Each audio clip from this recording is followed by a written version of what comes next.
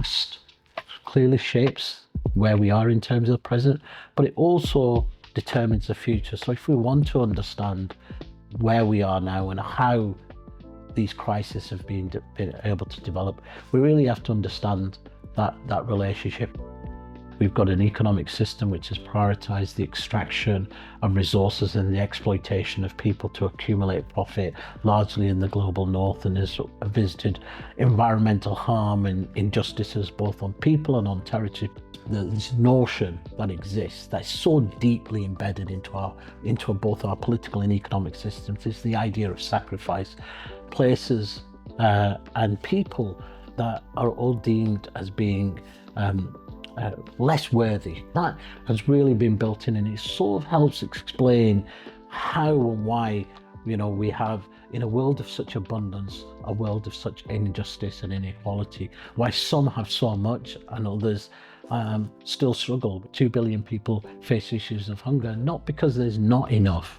In fact, we know we can feed the world 3 times over.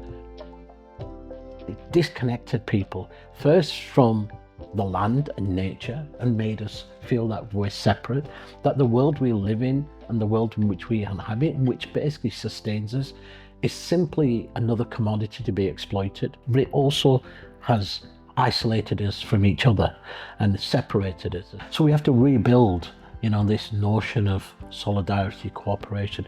We're standing on the edge of the precipice.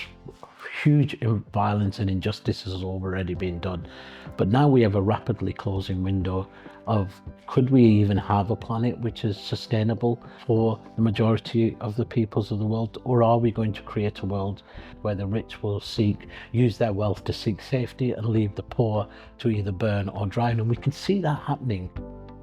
I often say the greatest victory of neoliberalism has been what it's done to our imaginations. Yes, it's done terrible things economically and structurally, but it's made people feel like there is no alternative, that nothing ever came before the market, nothing will ever come after the market. Human beings constructed this economic system, and if we constructed it, we can deconstruct it. But when we deconstruct it, we have to have a vision of what we want in its place. And that for me is also part and parcel of the regeneration of how do you reorientate both ourselves individually, ourselves collectively, to describe a world which is very, very different to the one we inhabit. We know what needs to be done.